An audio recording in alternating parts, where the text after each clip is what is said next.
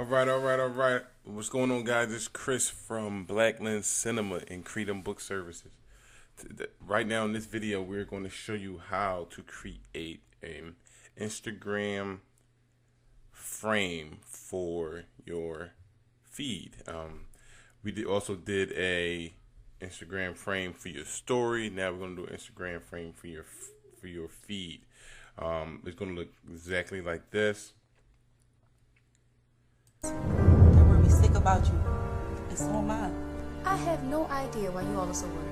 So basically, it's going to be a fine. graphic that allows you to Tight. place your Fine is video normal in this inside situation. the middle of it. You need to talk to someone and tell them about what Be able happened. to upload and Matter of fact, I reached out to share a with therapist, your and she followers, specializes in this friends, area. or family. And I have a business card. But as you can see, we are on the Black Lens Cinema page, Instagram page.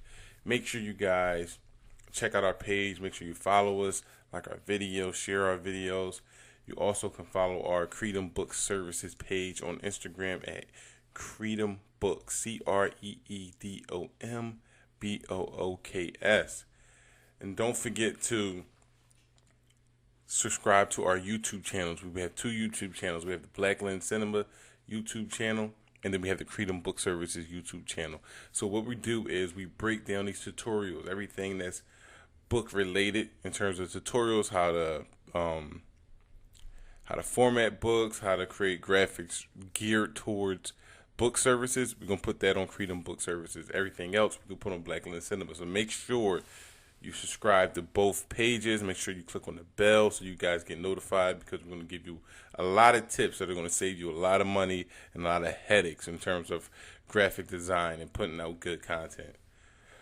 So the program we're going to use for this Instagram feed frame is going to be CorelDRAW. I know a lot of people have heard about Adobe Photoshop, which is obviously one of the top tier programs for graphic design, but CorelDRAW is a very simple graphic design program. This is a graphic design program that I would recommend to any beginner, anybody who's a beginner or who doesn't want to play around with the layers and the advanced setup of Adobe Photoshop. You can use CorelDRAW, and it's very much a very simple workflow. So the first thing we'll do is we'll make sure that our page size is correct to make sure that the Instagram graphic we create can actually fit on the frame without having to be cropped or without being distorted. So the first thing we're going to do is make sure we're in pixels. We're not going to be in inches. We're not going to be in points. We're going to be in pixels in terms of the size. We're going to use 1280 by 1280, which is going to give us a perfect square. I don't know why the bleed is on. Make sure the rendering resolution is as high as you can get it. Once we have this, then we're set. We're good to go. Obviously, we have our square. So basically what we're going to do is we're going to have our images. We're going to take two images that we get from a screenshot.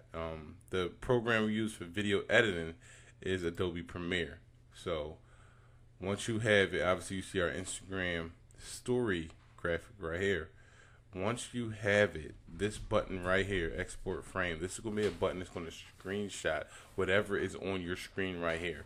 So when you're editing your film, when you have your film playing back, once it's color graded and you have done whatever edit you need to do, you can screenshot an image from your film, and then we're going to use that to create the graphic.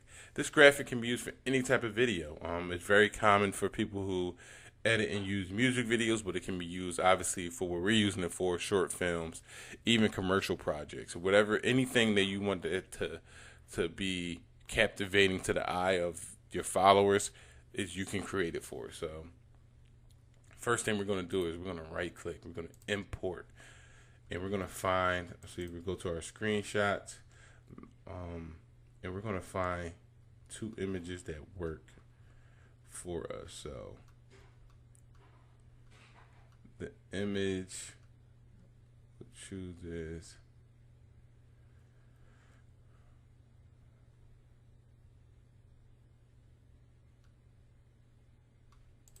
I'll go with this one, and then I'll go back up and I'll go with hold control, and I'll go with this image. So we'll have two images. I'm going to upload them here. Obviously, you can see both images are very, very, very large. So the first thing we want to do is we want to highlight both the images, and we're going to scale them down to what we need them to be. And then once we have them scaled down towards our actual workspace, we're going to go back and we're going to make sure that the width is 1280, which is the width of our square. So then when we think about our square on our workspace, we're at 1280 by 1280. We want to break that down into thirds. So what I mean is we want to do a third of the workspace is going to be broken down. So if you have 1280, you break it down to 1200. What is a third of 1200? You have 400. So what we want to do is we want to break down the length, the height of the images to 400. Obviously, it breaks it down very, very small. The image is very wide, but that's okay. You know what I mean? So another option you have is, so if I undo and we have this larger image, another option I have is to create a square, make it 1280 by 400, and you can actually place this in the image without having to crop the image. And even if the image is a little bit larger, and you highlight the square you just created, and then you hold down the shift button and you highlight the image behind it, and then you click on this icon here, which intersects the image. Now, instead of creating what we had before, which is, all right, let me see what we had before, which is, let's go with 1280 by 400. Obviously, you see how it widens the image. Now, what you have is the actual, and I zoom in. So you delete this box, you drag this other image down. Now you have a closer image. Obviously, it's not as distorted as the one above it, but either or works. You know what I mean? So it's whatever your preference is. So we're going to use the one at the bottom now for this, and then we'll keep the one at the top that we created. So what I want to do is, I'll do the same thing here. You know what I mean? So 1280 by 400, and then we're gonna drag this over here. I want to be focused on their faces. Then I'm going to make the box a little bit bigger.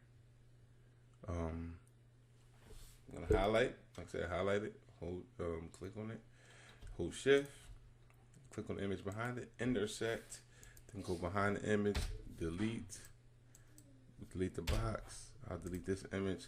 Now we have two images that we can work with.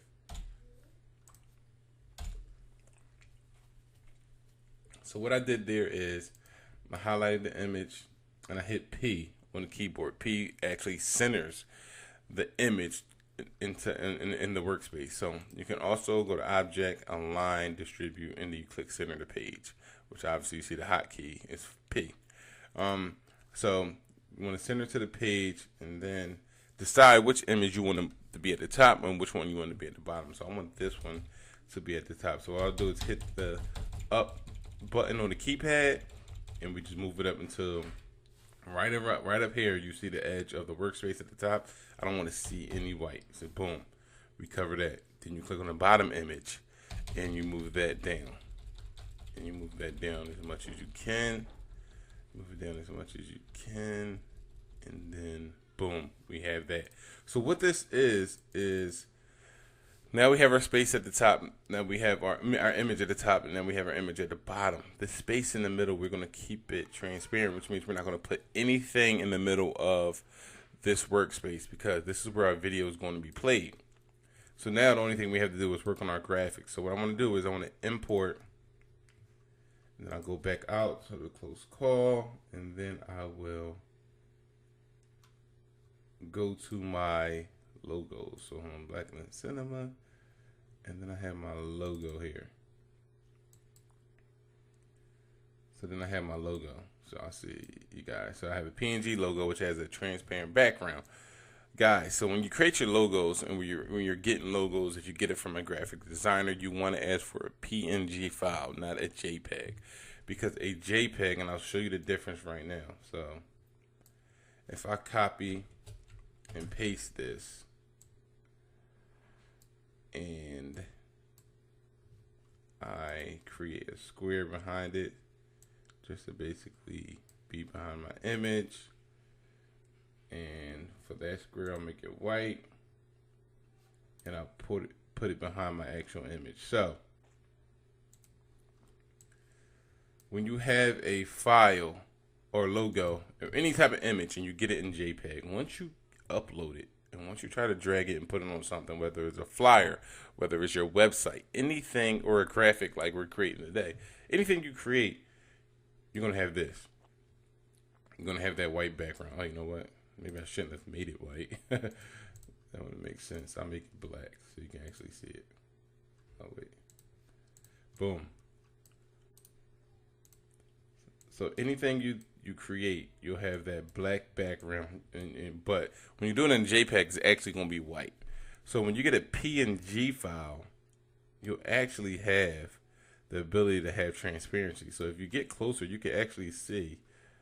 You can actually see through it. Like you can see through your image based on all the space that is transparent in the logo. So I'll go up here, I'll delete this. So one of the things you want to do is, I want to match it up. So this is my standard logo. And then I'll bring in, I'll keep this here. So then I'll bring in some fonts. So I'll click on the font tool, the text tool, and I'll create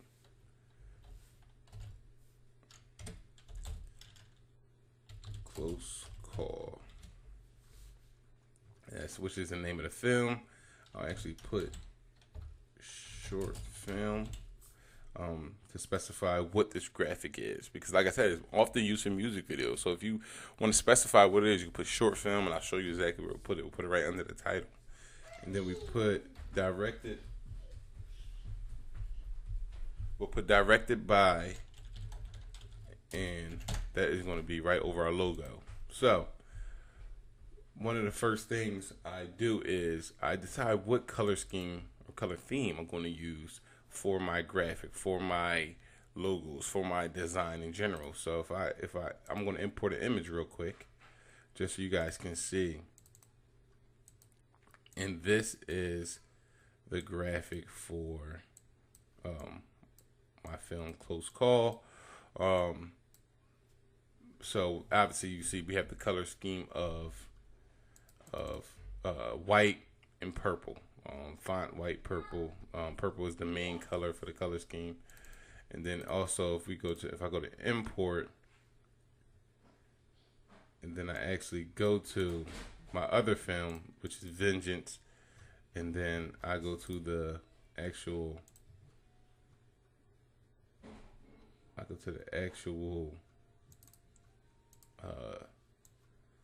film poster for Vengeance. Let me make that smaller. Let me make that a lot smaller. So if I actually go to the film poster for Vengeance, now you see our color scheme is black and basically burgundy, red, whatever you want to call it. So it's actually black and maroon is this color scheme. So anything I create, I will keep the color scheme for whatever graphic I'm going to use. So when I bring this here, I bring this over. This font, the font I'm going to use for this is the same exact font that's on my film poster to keep it consistent. So that's going to be Thrasher.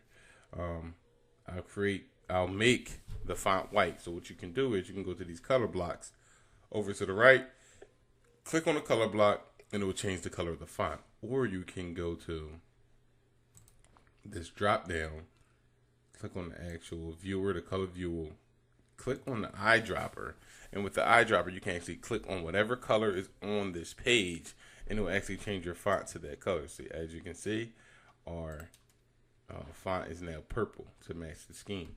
But what I want to do, so if I was doing the Vengeance, let me Control V, copy that, copy and paste that. I'll zoom in. Oh wait. Copy, paste. So if I was doing Vengeance,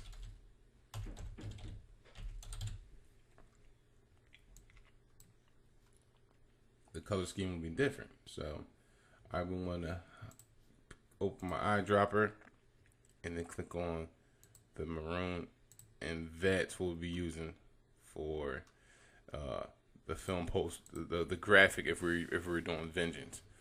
And what we also would do is we'll create, because you want to get too creative. So one of the things you can do is your logo is your logo. So whatever colors you use in your logo, you can keep it the same. You can keep it, especially if the colors represent what you represent your business. So if you have a business and you say, hey, we are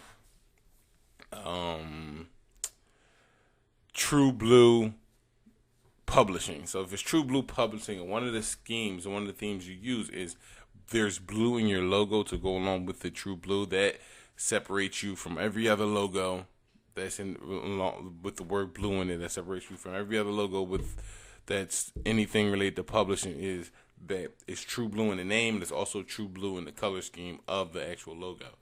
You might want to keep that that color and not tamper with it, not edit it, not change it around for anything. So you'll stay true to that logo and that color, because that is part of the trademark. That is part of the brand for that logo. Our brand here at Black Lens Cinema is not that. We don't have that. We are just based around the actual design of the logo. So we have the black lens text, then we have the image behind, we have the camera image right here. So the color truly doesn't matter. So what I like to do is I like to edit the colors.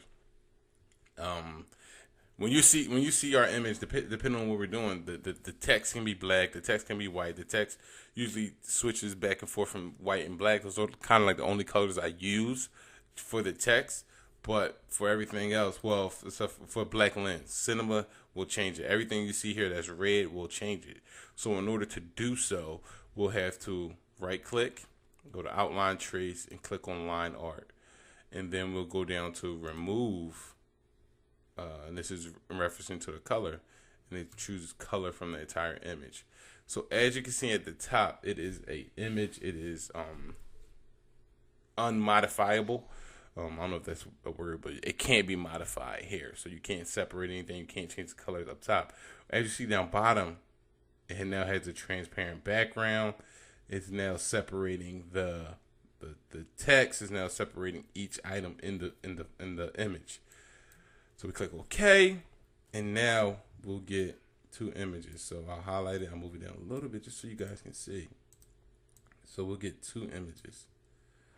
The first image is the original logo, which is one on the bottom. So if I go over and I click on any of these colors, nothing happens to that image. But if I go to the one at the top and I click on any of the colors, it actually changes the color of the entire image.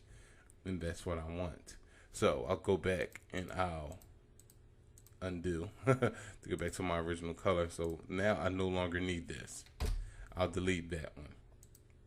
Then when I come down, I'll right click and I'll ungroup, because what I don't want is, like I said before, I don't want everything being the same. I don't want the color scheme being the same. I like to be separate. Like I said, I either keep my text white, usually my Black Lens text white, or I keep it black. So depending on what background. Since we have a darker background here, I'm going to keep the text white. But I do want to change the color of the text of Cinema, and then obviously the aperture image. So I'll ungroup this logo, and I'll select. I'll do this the easy way. So you can either select it. Everything's going to be ungrouped. So each letter is going to be ungrouped. So if I have this letter, I'll be able to change that. I'll be able to change anything in this logo, the color of it. So what I'll do first is I'll highlight. Instead of doing them one by one, I highlight Cinema. I said Cinema. And then what you want to do is use the dropper, pick the font, and see, now I want to match the purple that's in the text. I want to keep it consistent. So, like I said before, if we were using the Vengeance, I would highlight the maroon, and that will be it. So it gives it a darker, makes it a darker red, and that will be it right there. But since we're not using that, I'll go with the Cinema. So then I'll try to see if I can highlight. I'll see if I can highlight as much as this as I can. I probably can get it. And then use the dropper. Oh, click on the wrong thing. Use the dropper to click on the purple, and boom. So then I highlight the whole image once I'm satisfied, and I'll group it back together. So if I undo this, and it's still separated. And whenever I click on anything on this logo, I will move just that item. So I don't want that. So I want this item to be grouped together. So whenever I move anything, it's moving the entire logo. So as you can see, we're moving the entire logo. Now to go back up to the text, I'll delete the vengeance. And then as you can see in the film poster, the closest white and the call is purple. So I want to keep the same. I'm going to be consistent. So I want to keep the same. So I'll double click on the text, which gives us the cursor. And then once I have the cursor, I'll highlight. Oh, wait. I'll highlight the close, and then I'll go over to my drop down, drag it up to white. And now we have the white image. So right now we have the squares that are around our image. When you click on the pick tool, you'll have the squares. If you single click on whatever image you have, the squares turn into arrows. You see small arrows. So you single click it again, turns back to squares. You single click it again, turns to arrows. You double click it, especially for the text. Now you get a cursor and you can edit it, you can add, you can do whatever you want if you double click it. But you click on the pick tool. When the squares are around it, you can move the image and you can resize the image. You can make it bigger. When you single click it and the arrows are around that image or whatever your text, you can now rotate your image. So just keep that in mind. So I don't want you guys to be clicking on it and say, oh, I'm trying to do this and I'm trying to do that, and it's not working. That's because you got to single click on it. Make sure you have the squares around it. Then you can move it. Then you can make it longer, make it wider. Now, if we actually pay attention to the text, it's more spaced out than we actually have this one. And we do that by double clicking. So we get our cursor and we highlight the entire text. And then this right here, this percentage allows us to space it out. So the more you increase, the more spaced out the text will be. Now click on our pick tool. And now we have an image that's similar to our poster. So it's consistent. So I'll try to center it a little bit, make the text a little bit bigger. And then once again, you can hit P, have it centered at the bottom, and you can tap the up arrow. So now you know your item, your logo, your image, your text is centered. I'll do the same thing here. I'll resize this, make this a little bit smaller. Hit P, and then drag it down. Now you could either put it up top or put it down bottom. So in this case, these guys, I have their face right there, so I'm gonna put it down bottom. So now I want this text right here. I'm gonna add this text. The font I love to use is New Academy for this text. Looks very good on for your graphic design. So if you can get New Academy, do so, because I really enjoy that. So short film, I put it in the middle. I'll just put the short film right under my title. Now I'll change the text white so people know what it is. And directed by, I'll do the same thing. Make it white, drag it right over my logo.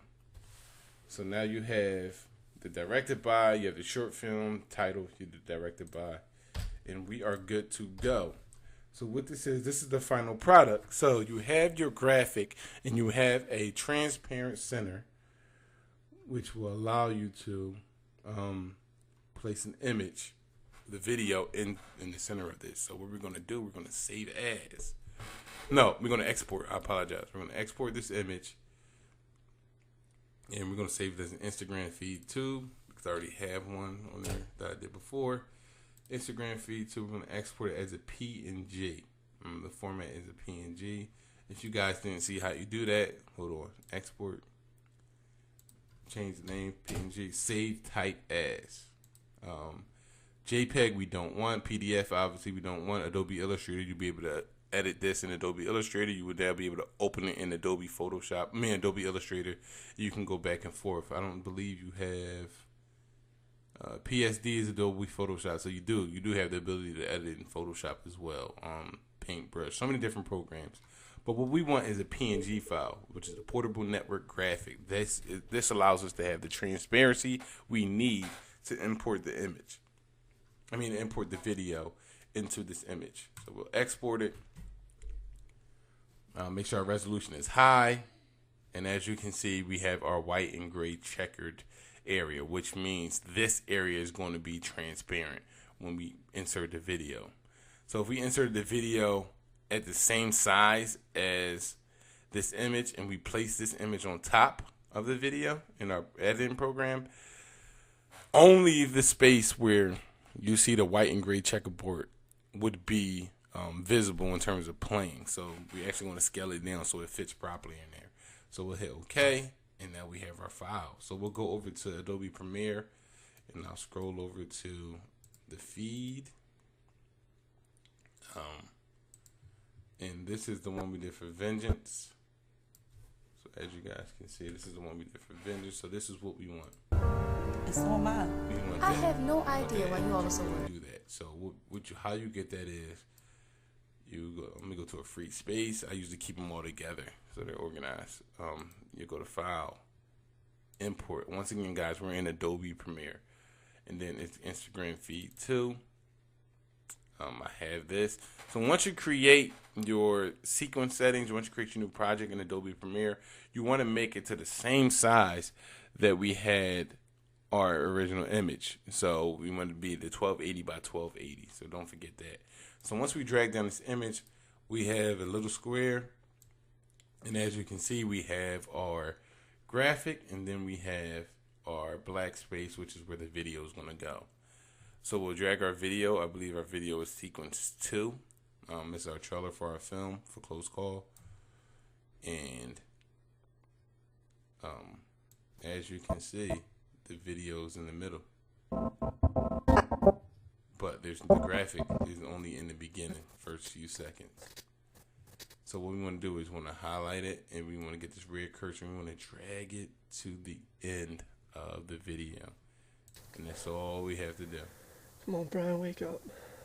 Wake up. So as you can see, our short Please film is wake up. playing.